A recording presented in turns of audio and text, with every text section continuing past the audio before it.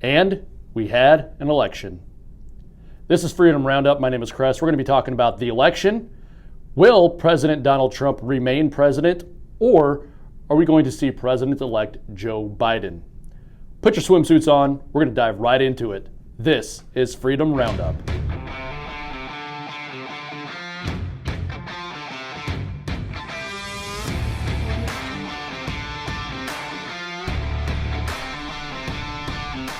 My name's Kress Cambers, and I am joined once again with Dakota Worrell.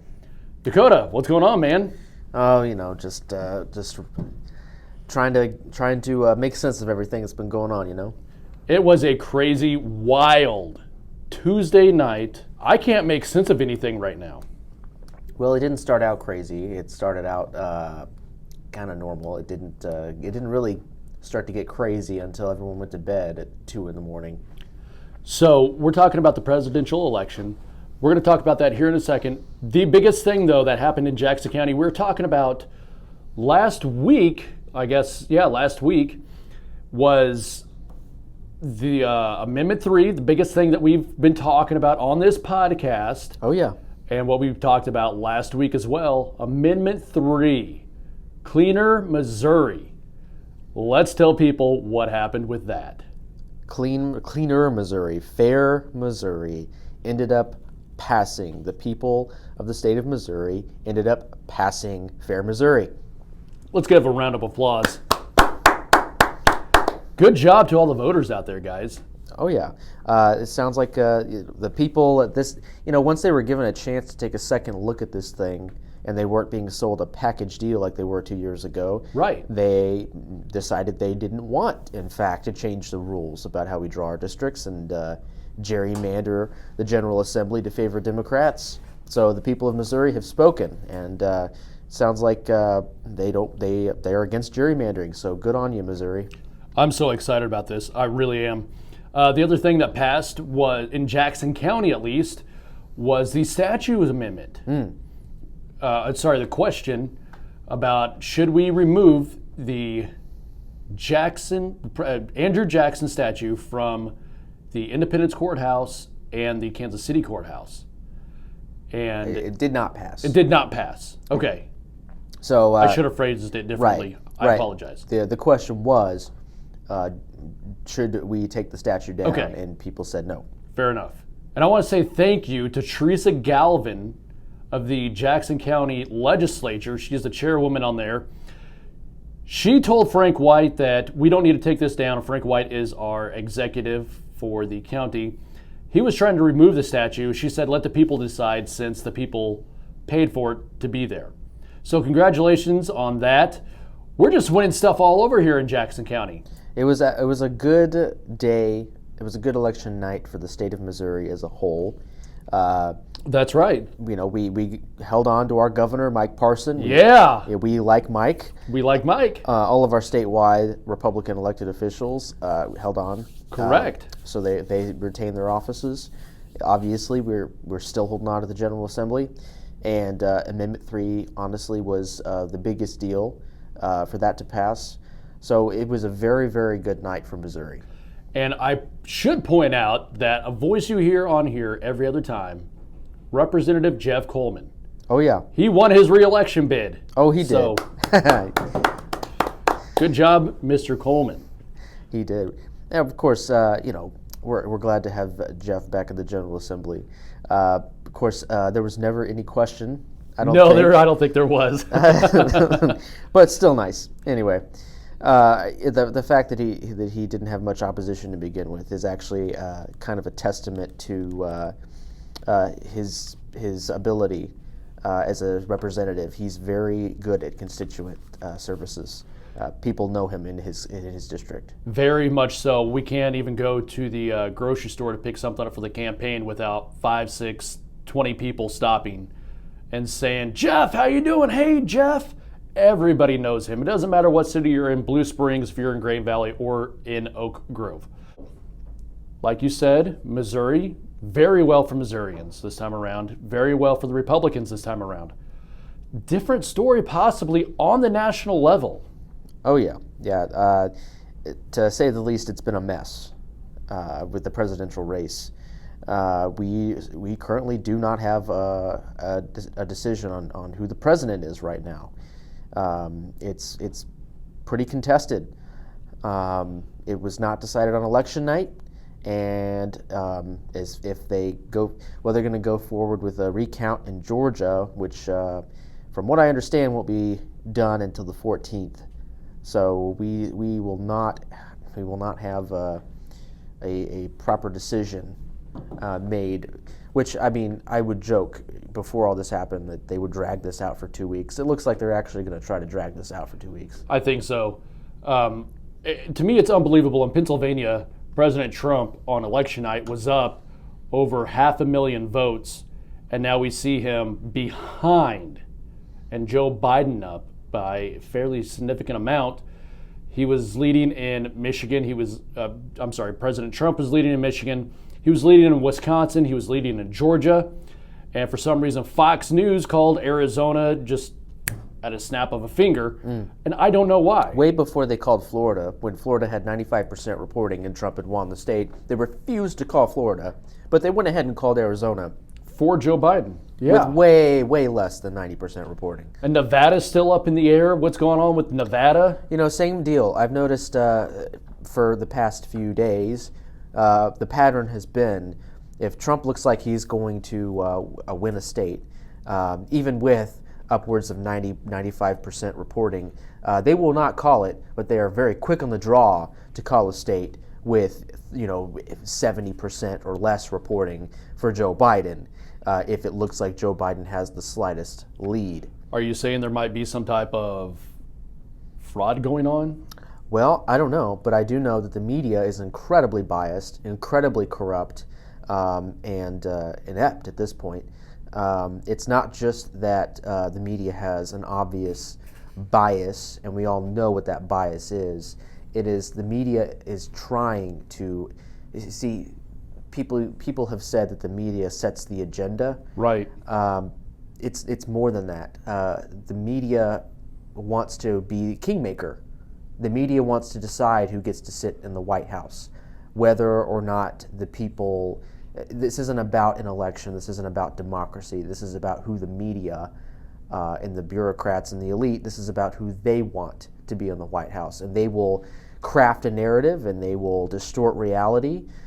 To make sure that their favored person gets to sit in the White House. They're abject liars, and they will do whatever it takes to get their way. So, even Fox News, I've noticed, I think they're getting tired of defending Trump or talking about Trump. They're wanting to go back to a slower news cycle because every day, 2-3 times a day, something going on in the news. There's always something happening under this administration. Breaking news here, breaking news there. Previous administrations, you might be talking about the same topic for a week. Oh yeah, it's a much easier job, right? Right. Yeah. But now we're talking about 3-4 different topics a day. Well, and I'll also point out about Fox News, just look at who's on the board of directors, look at who owns it, look who's in the leadership of Fox News. That's all I got to say. Yeah, absolutely. It's not, the best part of Fox News is Tucker, Greg Gutfeld. There are a couple of other good ones there, but those two guys carry that network on their shoulders, and quite frankly, I don't believe that they should have to anymore. To me, it's incredibly wild, and I'm sure it's a shock for a bunch of other Trump supporters around the country. We've seen the mass numbers President Trump would bring out for his rallies. We've seen one night, he put together a rally 5 hours later in a different state. He just said, I'm going to go do this. Yep. I don't know if it was 5 hours. It was hours later. He said, I'm going to put together a rally in another state. And 50,000 people showed up. Yeah. Within hours of him announcing. Yep. Tell me what other candidate can do that? Well, given that level of support and enthusiasm among his base, how does it make sense at all that Trump should be behind in any of these swing states when he can command those kinds of crowds in any given swing state at any given time? Correct. Plus, not only that, he received a majority, more than any other Republican, I should say, of the Latino vote, of the Asian vote, Hispanic voters. and African-American voters. voters. Some of the suburban women ended up swinging at the last minute to vote for Trump. Even with women who he was supposed to he wasn't supposed to win very many female votes. He ended up overperforming. Here's the thing. Here's the thing. This is the main takeaway. Okay. If you don't take anything else away, every single pollster, every single model, every single pundit was wrong again. And they weren't just wrong like they were in 2016. They were wrong in an even bigger way. Everything that they talked, every expectation they set ended up being blown completely away. They were wrong in so many ways, and not just about Trump. They were wrong all the way down the ballot. Every single one of these pollsters deserves to be out of a job right now. Well, even the Fox News pollsters, you have guys like Chris Steyerwalt. If anybody listens to Pete Mundo in the morning on 710 AM and 103.7 FM, Chris Steyerwalt was on there last Friday, and he was being a pompous ass. I don't know if I could say that, but I just did. As he is wont to do. Pompous ass about, Trump's going to get blown out of the water. If not, then he's barely going to win because no one wants to go out and vote for him. I mean, he just had this pompous attitude that Trump, basically, he's really the only one that predicted that Trump possibly could not win this election. But still, it was going to be by a huge margin than it actually is right now. And that's the thing we were talking about. We saw in 2016 that the polls swung heavily toward Hillary Clinton.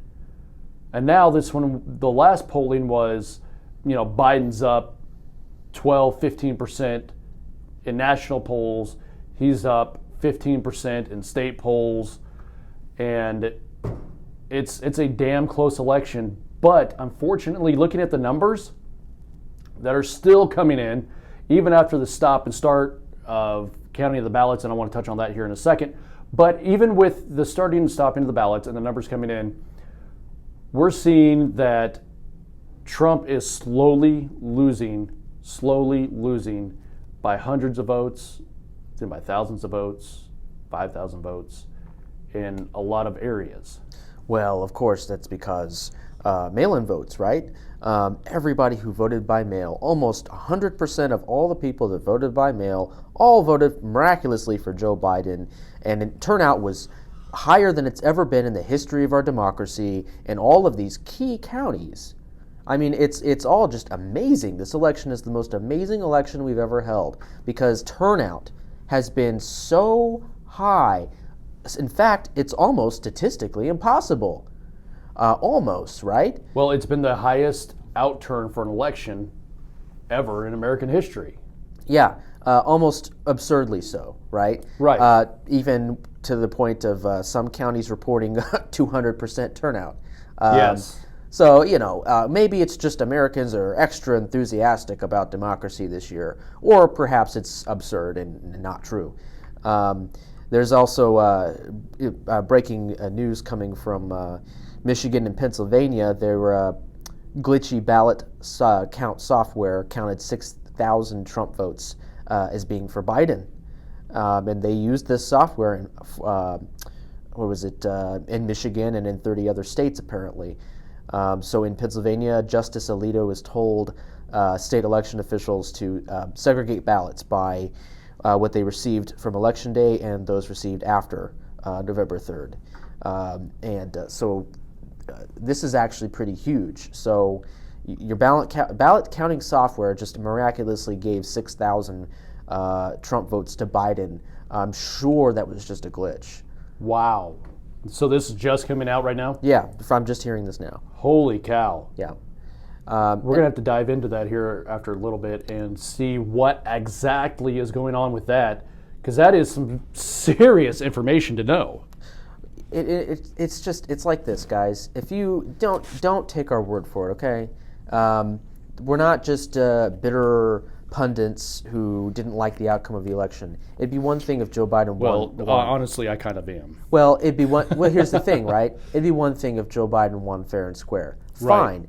then we could be mad at all of our fellow Americans who thought it was a good idea to vote for a communist and a senile if we seen Joe Biden go up in a landslide victory or a serious majority victory, maybe not landslide is the word I want to use, but in a serious majority vote, then yeah, it would have been different.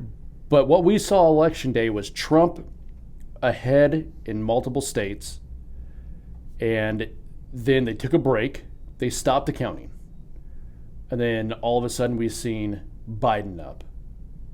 Further and further. Trump would edge up, they'd stop the counting, and then we'd see Biden emerge with more votes.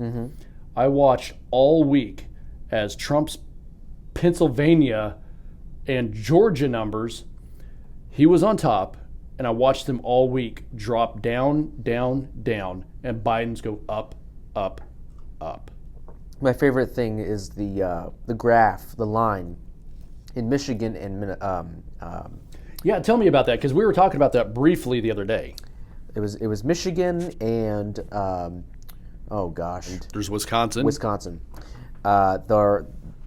The lines for Joe Biden and Trump, they're going up at a reasonable pace, and we can't show you because we're on audio, but the lines go up at a reasonable pace, and then all of a sudden, Joe Biden's line, and Trump, this is Trump ahead, right? All of a sudden, Joe Biden's line goes straight up. So what you're trying to explain to the 90-degree angle. Is it's a nice round curve, half a circle going on, right? Yep. Half a circle steadily going up on the graph. And then all of a sudden, there's that 90-degree sharp turn straight up. For Joe Biden. For Joe Biden. Totally not suspect at all. It makes total sense, right? I mean, and this is in the dead of night or early morning when everybody's very in bed. Early morning. Yeah. All of a sudden, turn up with enough votes to put Joe Biden just over the top above Trump in both of these states, right? And again, these are states that use this glitchy software we're now learning about. Right. So again, I was going to say, don't take our word for it. Go to these Secretary of State's websites on your own. Look at the total population versus total number of registered voters in that state versus total turnout this year. Absolutely. And what you will find is ridiculous. So that being said, Nevada's kind of going through this thing right now. Voters that either were disqualified from voting or moved out of the state, disqualified from moving out of the state, or no longer living, received ballots. And they were turned in. So the lefties that are saying it's impossible that there's an election fraud like that, it's not, because we're having these reports actually come out of the state. Well, here's the thing about mail-in voting. France actually banned mail-in voting. Okay. Not too long ago. I think they banned it in the 70s, maybe, if I remember what I read correctly. And they banned it because it was prone to fraud. Right. Right? And we have to just now learn this the hard way in 2020. When we saw another advanced democracy ban it in the 70s, we have to learn this again, the hard way. I mean, come on, people. There's a reason why the Democrats insisted on mail-in voting, and it had nothing to do with coronavirus. Okay. This was in plan before coronavirus hit. This was in plan back in January. Nancy Pelosi actually tried to get a bill passed for mail-in voting. She was thinking ahead. The Democrats are always thinking 4 or 5 steps ahead of the Republicans, and they're always in it for the long term. Well, and there are the main problem with mail-in voting is the chain of custody issue. There is no way to verify chain of custody. There's also no way to verify signatures. With absentee ballots, you have to get the ballot notarized. So a notary you have to say in front of a notary that this is correct and that this is you and everything else. With mail-in voting, there is none of that. There are no fail-safes. There are no security checks. There's no way to verify signatures. There's no chain of custody that you can use to verify the validity of a mail-in vote. Everybody with half a brain knows this, and yet we decided to do this on a nationwide scale for this election. Right.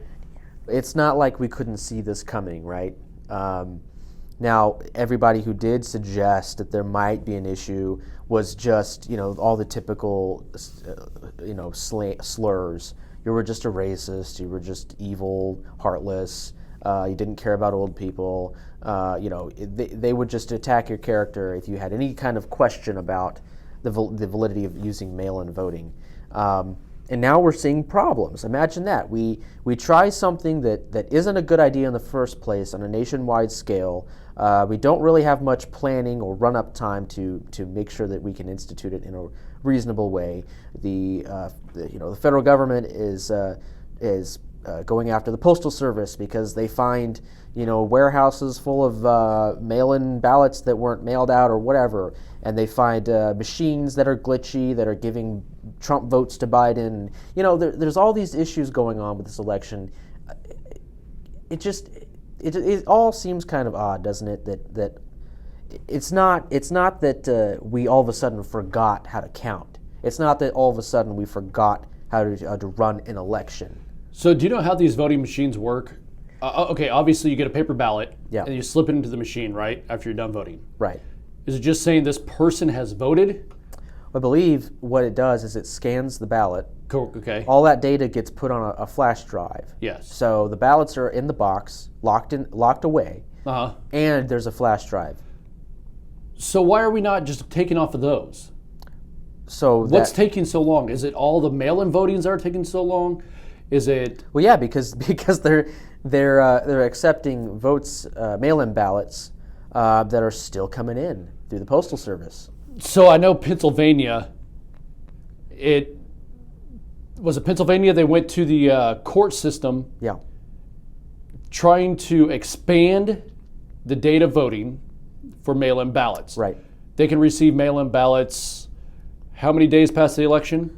I don't remember the exact number. It was something like a week or something. A week, yeah. Something like that. That's what I was thinking. Or is it 2 days? I don't know. But the point is, Election Day was no longer Election Day. So right. So as long as it was postmarked on Election Day, they would accept it. Right. Which Election Day is Election Day. Period. Mm-hmm. End of story. Mm-hmm. If you're getting ballots marked on Election Day, still receiving them 5, 6, 7 to 10 days after, that is unacceptable and leaves room for fraud and corruption. Well, the entire mail-in voting system is fraught with corruption and fraud. Yeah. Again, the chain of custody issue, Mm-hmm. no way to verify signatures, and now you got to deal with it's going through the Postal Service system, and we have to give them time for them to mail these ballots across the state, and we have to give them days and days and days after postmarked on November 3rd for them to with even with in-person or absentee ballots. Absentee ballots.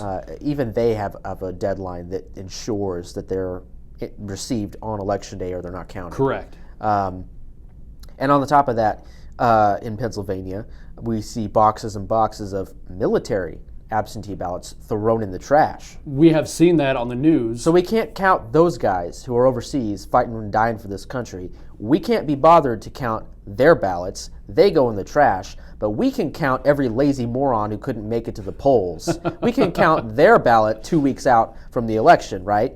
As long as it has a D next to its name, we can count those ballots, right? So we've been seeing Pam Bondi and Corey Lewandowski up front, and Eric Trump has been out front as well, talking about the Trump campaign taking legal action in the courts to either stop counting ballots in places like Pennsylvania, because these ballots are coming in too late, or to continue counting ballots in places like Nevada and Georgia. Yeah. Because they stopped counting ballots for a while. Right. Isn't it amazing how on election night, Georgia poll workers can just say, I'm done now. I'm going to go home, go to bed, take a couple days break. This is an election, right? Right. For President of the United States. Yes. And they just decided, I don't feel like doing this right now. I guess I'm going to go home, right? So Florida, you were talking about, it's the second largest population in the United States. It's the state with a very, very large population. Oh, yeah. Georgia, hello, guys. So Florida and Texas. What are you guys doing? So well, Florida, Texas, California. Right. They can all count their ballots in a timely manner. Absolutely. And Georgia's sitting here with their thumb up in the air. Sure, if that's how you want to put it. I'll put it that way. Well, let's New York, California, Texas, Florida, right? That's about an even number, equal parts Democrat, Republican, right? All four of those states were able to count their ballots and get their results in on election night. Absolutely. Not a week after the fact, Not Georgia. a week after. Not a week after, Georgia. Okay? So there's no excuse for you, except you weren't getting the result you liked, so you decided to stop until somebody could bring you a box of fresh ballots you could mark with the other name. So what was the date or the timeline when Georgia last voted for a Democrat president?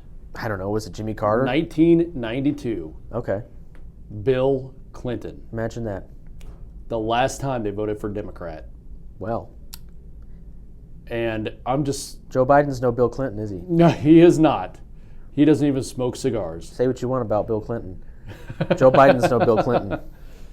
So that kind of brings me up to what is actually going on. I mean, the Trump campaign is putting in lawsuits left and right. Yep. And not only about starting or stopping elections, depending on which state you're in, but also about corruption or fraud that could possibly be going on. We're seeing this stuff coming out of Michigan right now with 5,000 votes that were supposed to be counted for President Trump. 6,000. 6,000 votes for President Trump. And they went to Biden? Oh, yeah. Well, it was a glitch, don't you know? It was a glitch. Well, that's what I'm saying. Why can't we get our stuff together? This is not our first election. This is not our first election with electronics, voting electronically. Right. This is not our first election with absentee ballots. This is not our first election with mail-in ballots. Well, and it had been done in some states. It hadn't been done on a nationwide scale. Again, I will bring up again the chain of custody issue. Right. It's not like, yes, we've done mail-in ballots before. The country of France had done mail-in ballots before, and they decided not to do it again because they had problems with fraud, which, you know, the abject stupidity of people who thought this was a good idea. Maybe it's not stupidity. Maybe I'm being generous by attributing this to stupidity. Maybe they intended for this to happen. I don't know, because I can't see any other reason. No one can be this stupid. So I just see this overwhelming support, and I don't know if it's because we're in our own bubble, or if I don't know if it's because we're in our own bubble. I mean, I don't know. Look, that's a real possibility. I'll give you that. Because I try to watch CNN, I honestly do, just to get talking points from the other side so I know what they're going to throw at me later on when I'm debating one of these lefties, right? Sure. So it was Orange Man bad. Yep. It was he's handling coronavirus way wrong, and Orange Man bad. Yeah. That's it. Did they mention Orange Man bad? You know what? That was something they haven't mentioned, but Orange Man bad Right. is something else they mentioned. Right. So I'm just not seeing where the country decided in a whole to go, oh, well, we're going to vote for Joe Biden that was in his basement for most of the election, refused to come out except for the last month of the election, or a month and couple months of the election, came out and debated, went back in his hole in hiding in his basement, and came back out to finish off the election. The guy was nowhere. He ran his campaign on Trump's Russia collusion, and he ran the campaign on the Charlottesville. There are fine people on both sides. No, it wasn't even that. He ran his campaign on I'm not Trump. And basically, I'm not Trump. So I don't know if it was Trump really triggered that many people after we've seen his base grow and the American people said, oh, there's too much chaos surrounding him, so we're just going to be with the safer bet of Sleepy Joe Biden. I'm still trying to understand this myself, guys. Yeah. I am. I'm trying to understand this the best I can. Here is the reasonable narrative a good friend of mine has come up with. Right? It's not his narrative necessarily. It's just this is the counter narrative that's being given to explain this. Right? Let's do away with the idea of fraud and assume, for argument's sake, that all these ballots were legitimately cast for Joe Biden. Okay. The reason that Trump didn't win is because people just could not vote for his personality. They voted against his personality and virtue signaled by voting against him and the bad orange man, and then turned around and voted for Republicans down ballot. Right? That's the narrative. So that makes, it kind of does make sense, and we can get into this here in a few minutes, but that makes sense because Republicans kept the Senate, Yep. grew seats in the House, which Nancy Pelosi said would be impossible. She was expecting this giant blue wave. Again, pollsters were Her wrong. and Mitch McConnell. Yep. I'm sorry, not Mitch McConnell. Chuck Schumer. Chuck Schumer, thank you. We're expecting a blue wave on both sides. And what we've seen is growth in the House, and we kept the Senate. Mm-hmm. So that would explain it, right? That would be the narrative that would explain all these things we're seeing. So that would require over half the country to be so driven by emotion and personality rather than reason and policy. That they would give this country away to a group of psychotic communists. So we know that Kamala Harris is the most progressive liberal senator in the Senate, further than Joe Biden, Bernie Sanders. Yep.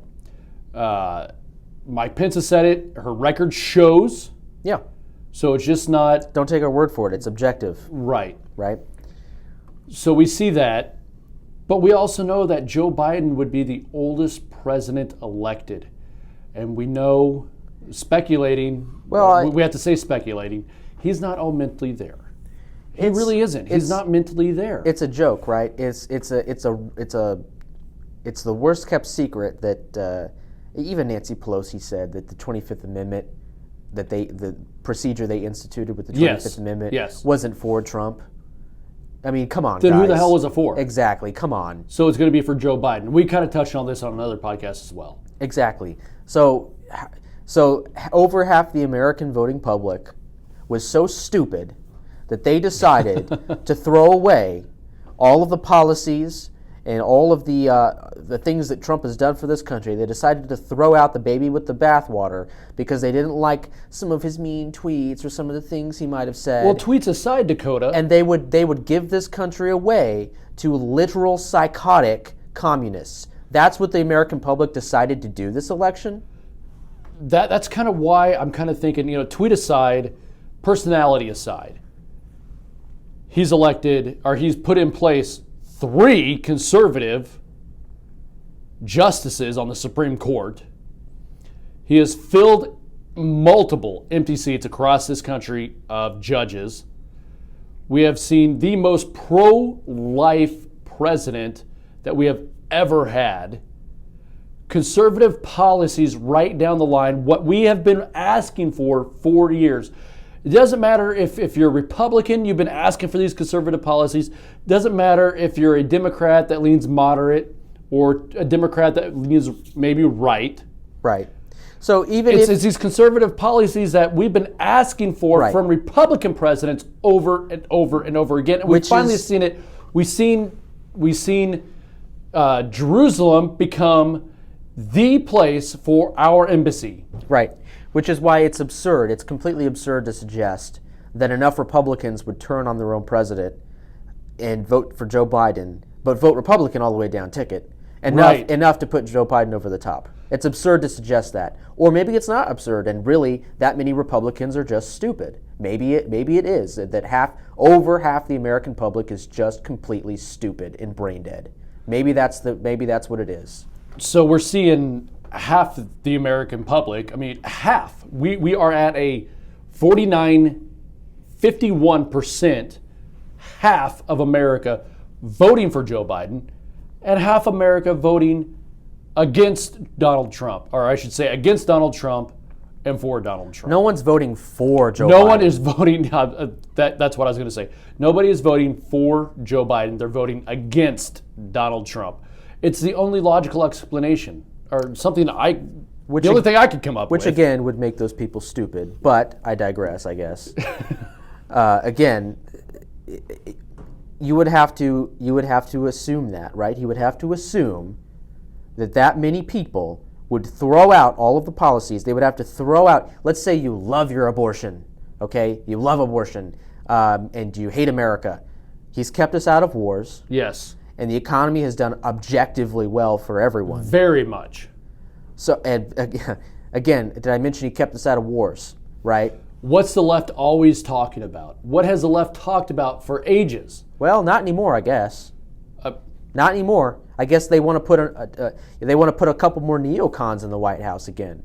I guess they missed because they fold. They fold to the Democrat pressure. They missed the good old days when Obama had us in wars after he told us he'd get us out of them. I guess Democrats missed those days, and they want to get us back into some more wars. What they miss is George W. Bush's that would fold to the Democrat pressure. I mean, that's the only thing I can think of too. So, but where are these MAGA candidates that rode the coattails of President Donald J. Trump from 2016 to present?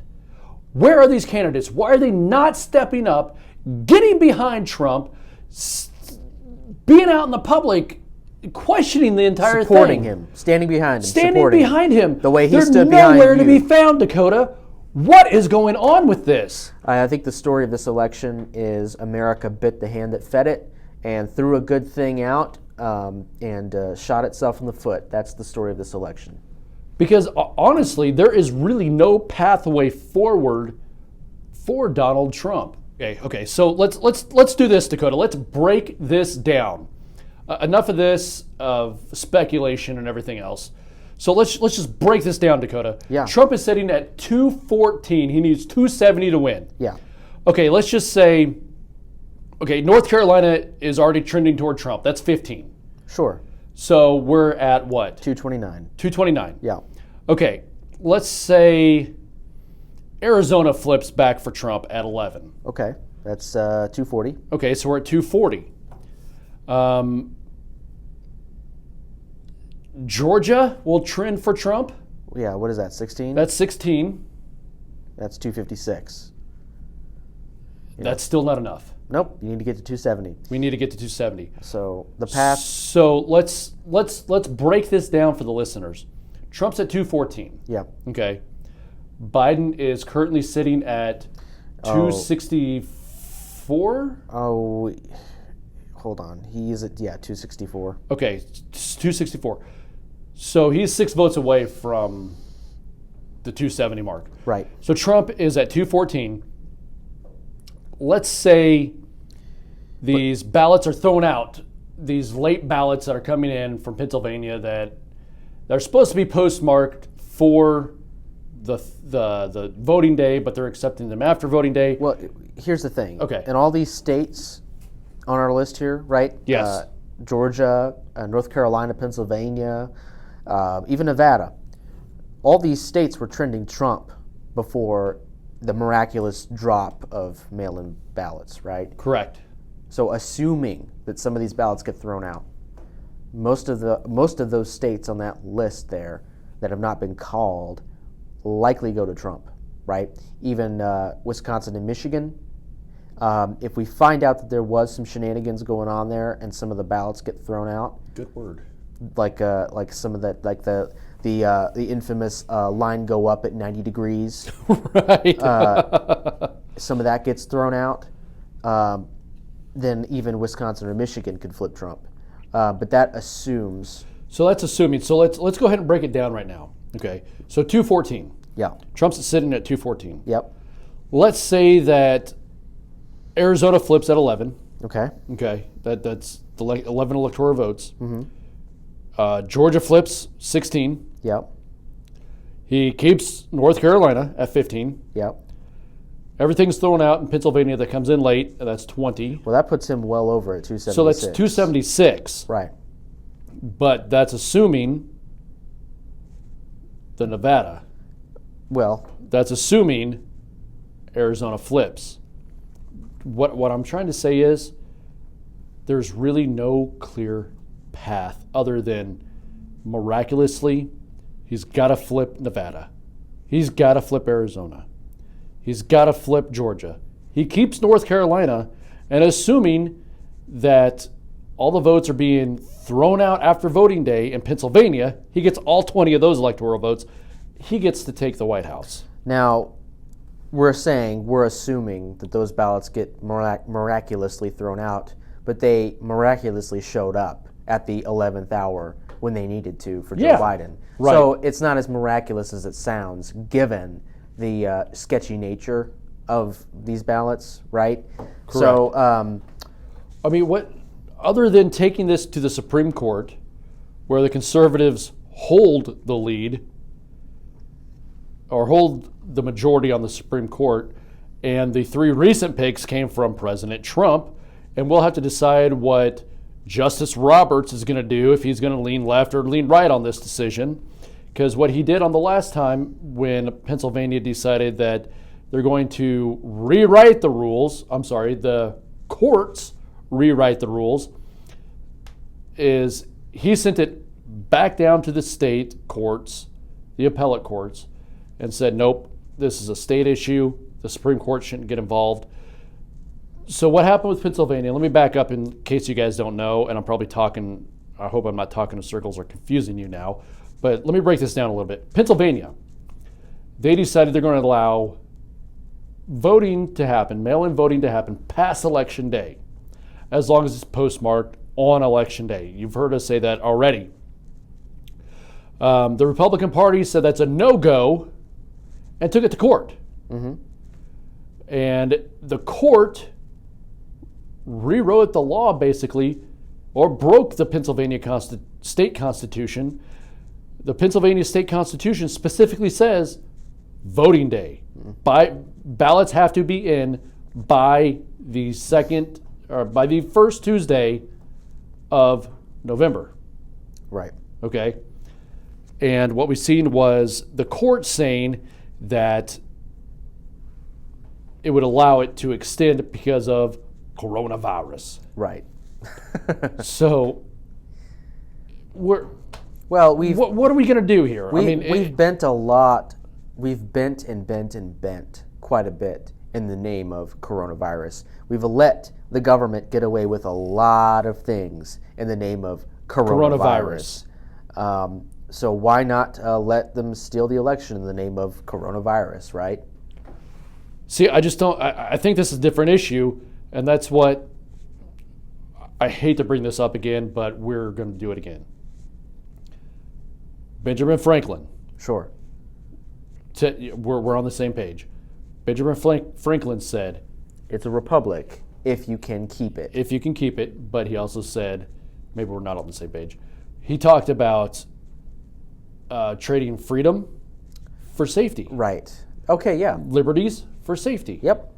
Well, he said specifically those who are willing to trade liberty for the sake of security deserve neither liberty Correct. nor security.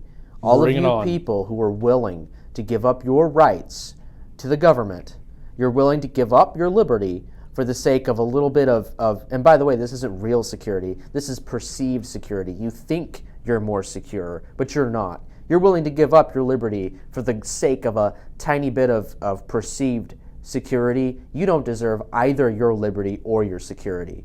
That's what one of our founding fathers said.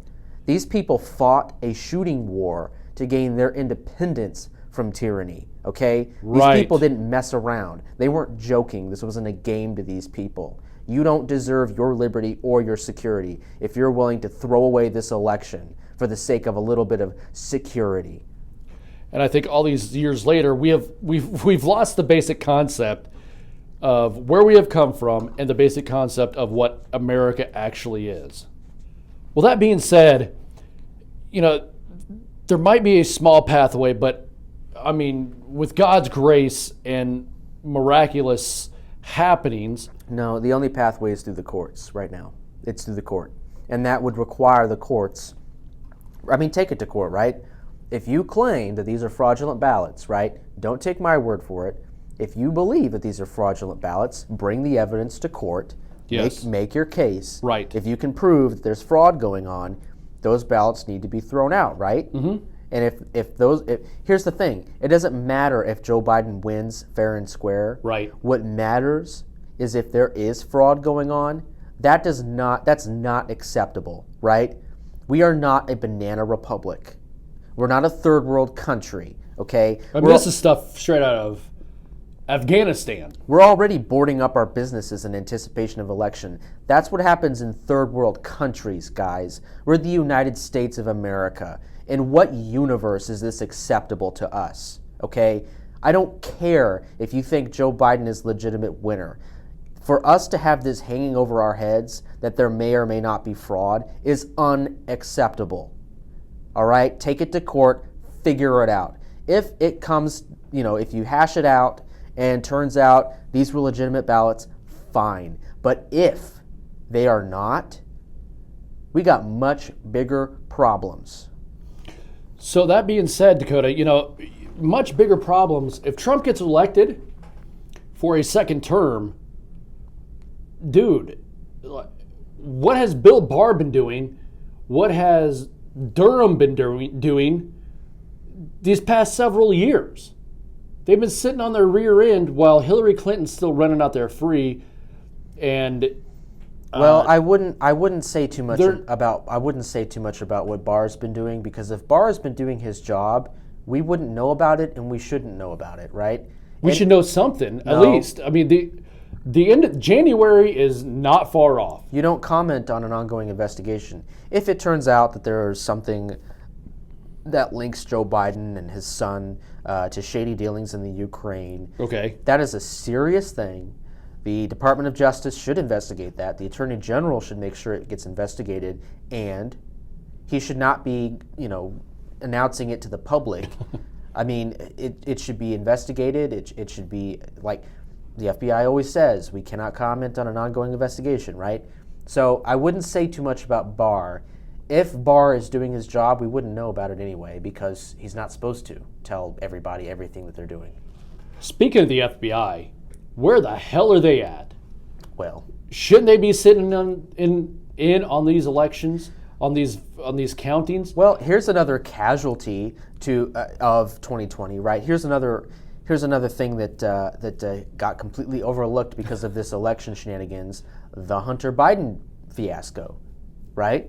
Okay. Now no one's talking about it anymore. Everyone completely forgot. Well, no one's talking about coronavirus either. No, everyone completely forgot that the vice president's son used the office of the vice president to gain himself and the vice president millions of dollars from a foreign country, and actively avoiding registering as a foreign agent on top of that. Everyone is completely avoiding that whole fiasco right now. Yeah. And I mean, I get it. The election stuff, the shenanigans with the election is a big deal. I get it. But also, we're going to let this guy get off scot-free now. I don't have too much to say after that. Well, I really don't. Just the cherry on top of 2020, is it not? 2020 is the year we're not going to talk about. 2020 is the forgotten Voldemort of years. The year that shall not be named. The year that shall not be named. Guys, there's still a lot of questions. There's still a lot of answers. I don't know what else to tell you other than what we have been observing so far, right? Mm-hmm. We can continue to speculate. We can continue to guess. we just don't know flat out what is going to happen, or we're at a loss of words, just like you. We're at a loss of words. All we can say is, just, again, use your own mind, think for yourself, think critically, don't accept anything the media tells you, check them, fact check the fact checkers. From the left and the right. And the right. Don't take anyone's word for it. Use that brain God gave you. Mm-hmm. Think for yourself, for God's sakes, because there's not a lot of that going on these days. Check it out for yourself. Dakota,